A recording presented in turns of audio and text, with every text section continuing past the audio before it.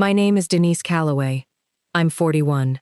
3 weeks after my mother's funeral, my brother walked into a PNC bank branch on Haddon Avenue and told the loan officer, word for word, "She's not on the deed."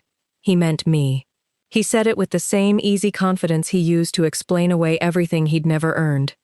He didn't know that 2 years before she died, our mother had already signed a warranty deed transferring the house at 1847 Belmont Circle to me, filed it at the Camden County Recorder's Office on a Tuesday morning, told no one, not even me. The bank called me the next day. Before I tell you what happened next, tell me, what time is it where you are right now, and where are you watching from? I always wonder how far a story like this travels. Let me start where it actually begins, not with the phone call, and not with my brother at the bank, but with our mother, Arlene Calloway, and the house she spent 31 years paying for. My mother bought 1847 Belmont Circle in 1991. She was 29, recently separated from our father, and working double shifts as a billing coordinator at Cooper University Hospital. The mortgage was $78,400. She paid it off in 22 years, 14 months ahead of schedule, by rounding every payment up to the nearest hundred and never missing a due date. Not once in 264 months. She kept the payment book in a drawer in the hallway credenza, and she would sometimes open it just to look at the stamps. I saw her do this when I was 12. I didn't understand it then.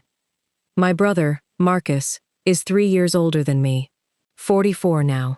Growing up, Marcus was the one people noticed. He was tall, loud, funny, good with adults.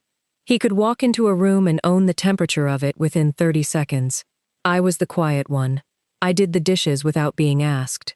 I balanced Mom's checkbook starting at 15 because she had early onset cataracts and couldn't read the fine print. I drove her to every ophthalmology appointment for 6 years. Marcus called on birthdays. Sometimes. That was the division. There's a phrase people use, the responsible child.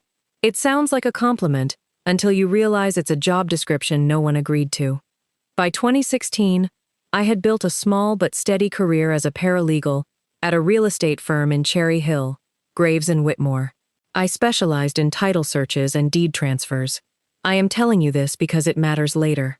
Marcus, by then, had cycled through 3 businesses, a car detailing operation, a short-lived barbershop partnership, and a vending machine route that lasted 4 months. None of them failed because of bad luck.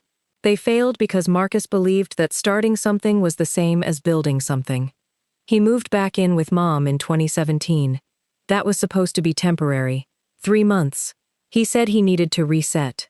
Mom said yes because Mom always said yes to Marcus. That's not a judgment.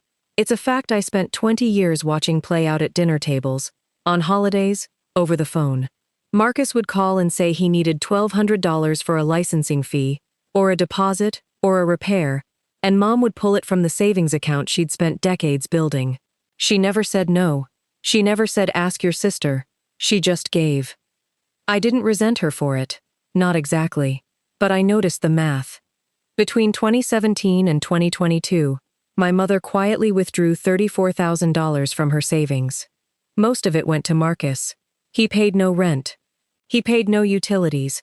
He contributed nothing to the property taxes, which by then had climbed to $6,100 a year.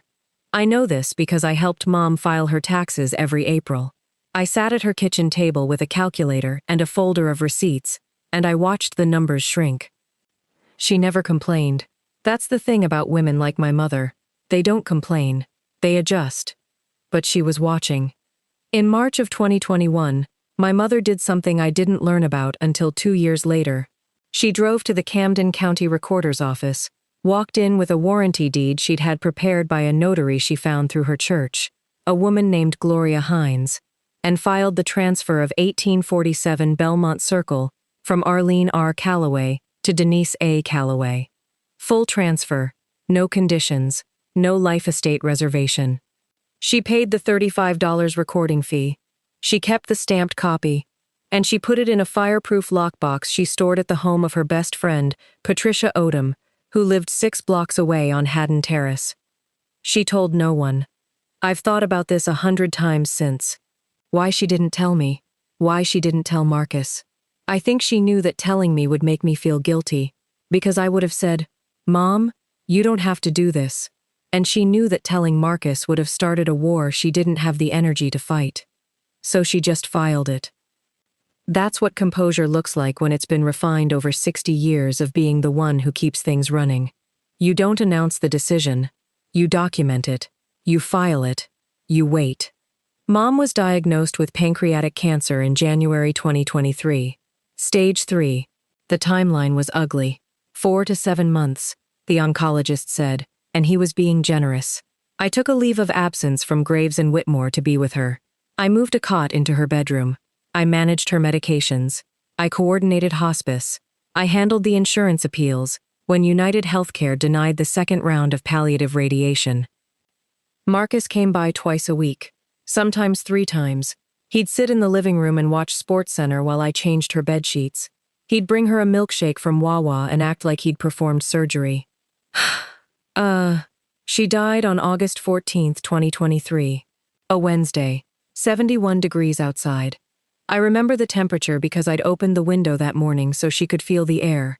And when the hospice nurse pronounced her at 2:47 p.m., the curtain moved and I thought, irrationally, that it was her leaving. The funeral was August 19th. It was beautiful. Marcus gave the eulogy. He stood at the lectern at Greater Mount Zion Baptist and talked about Mom's unconditional love and selfless spirit and how she always believed in him. He cried. The congregation cried. I sat in the front row with my hands folded and thought, you are describing the woman who funded your failures, and you don't even know it's a confession. I said nothing. Within 72 hours of the funeral, Marcus moved back into 1847 Belmont Circle. He changed the locks on September 1st. He didn't tell me. I found out because I drove over to pick up Mom's lockbox, the one I knew she kept in the hallway closet, and my key didn't work. I stood on the porch and knocked. Marcus opened the door with a Heineken in his hand and said, "Oh, I had the locks redone. Security thing." He didn't offer me a key. I asked about the lockbox. He said he hadn't seen one. I asked about Mom's papers, the will, the insurance documents, the tax records. He said he'd go through everything when he had time. He said it the way you say you'll clean the garage. 3 things happened that week. 1. Marcus changed the utility accounts into his name. He called Pease and the Camden Water Authority and told them he was the surviving occupant. 2. He posted on Facebook a photo of the house with the caption, "Mama's house. My responsibility now. Keeping her legacy alive. #blessed and grateful." 3. Patricia Odom called me. She said, "Denise, your mother left something with me. She told me to give it to you after she passed. I've been waiting for the right time." That call changed everything. I drove to Patricia's house on a Saturday morning. She handed me a manila envelope sealed with packing tape. Inside was the stamped warranty deed, dated March 9, 2021, transferring 1847 Belmont Circle to me. Full legal description. Mom's signature. Gloria Hines notary stamp, the Camden County recording stamp with the instrument number. There was also a note. Handwritten, in Mom's careful cursive, the same handwriting that used to label my school lunches. "Denise, I know you'll do the right thing with this house. You always do the right thing. I'm sorry I couldn't say that louder when it mattered. Don't let anyone tell you this isn't yours. It was always going to be yours. Mom." I sat in Patricia's living room and read it 3 times. I did not cry. I don't say that to sound strong. I say it because the feeling wasn't sadness. It was recognition. My mother had seen everything. Every tax return I'd filed for her. Every shift I'd covered. Every time I'd driven 40 minutes to fix her thermostat while Marcus lived upstairs rent-free. She had seen it all, and she had made her decision, and she had done it the way she did everything. Quietly, completely, without asking for applause. That was the turn. I called my attorney the next Monday, Rebecca Thorne, a real estate litigator at Redmond and Thorne in Haddonfield. I'd worked with her on 3 title disputes during my time at Graves and Whitmore. She was precise, unhurried, and allergic to theatrics. I showed her the deed. She pulled the county records. The deed was clean, properly executed, properly recorded, properly indexed. It had been on the public record for over 2 years. Rebecca said something I've never forgotten. The most dangerous person in a property dispute isn't the one with the loudest claim. It's the one who never checked the records. She asked me what I wanted to do. I told her, nothing dramatic. Just the truth, delivered through the proper channels.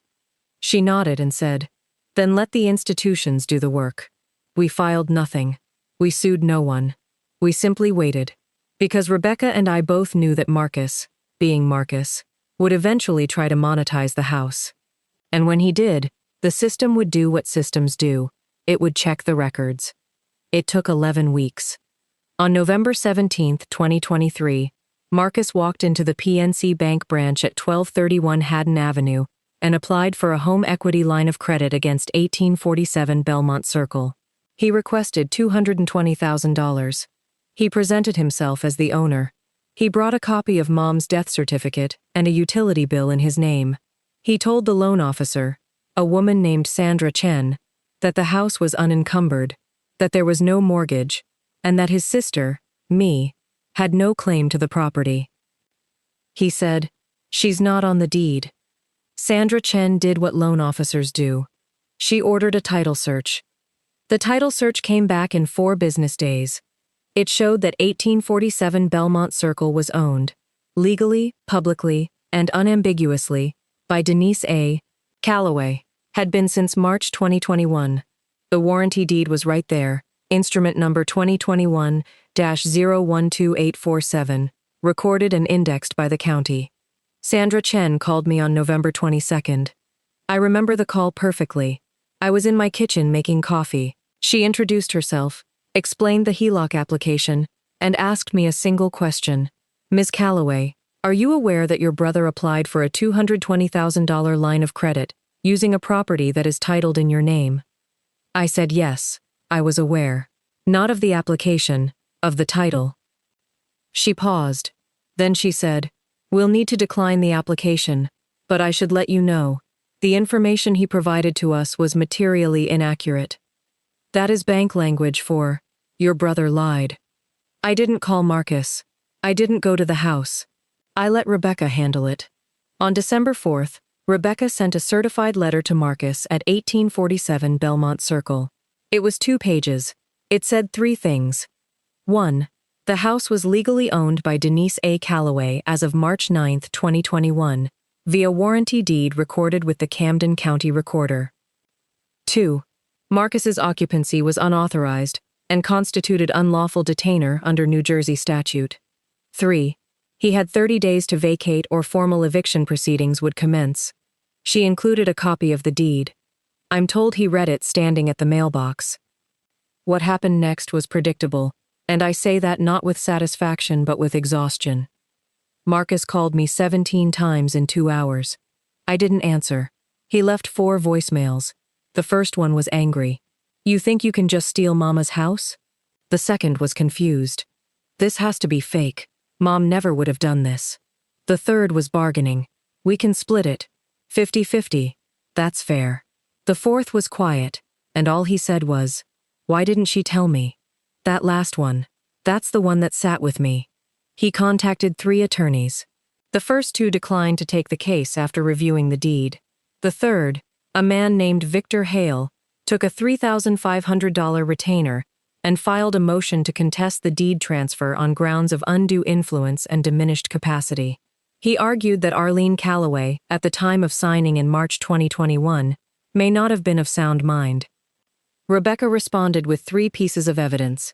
Mom's medical records from Cooper showing no cognitive impairment in early 2021, Gloria Hines's notarized affidavit confirming Arlene was alert and decisive during the signing, and a handwritten letter, the same one Mom left with Patricia, in Mom's own words explaining her reasoning.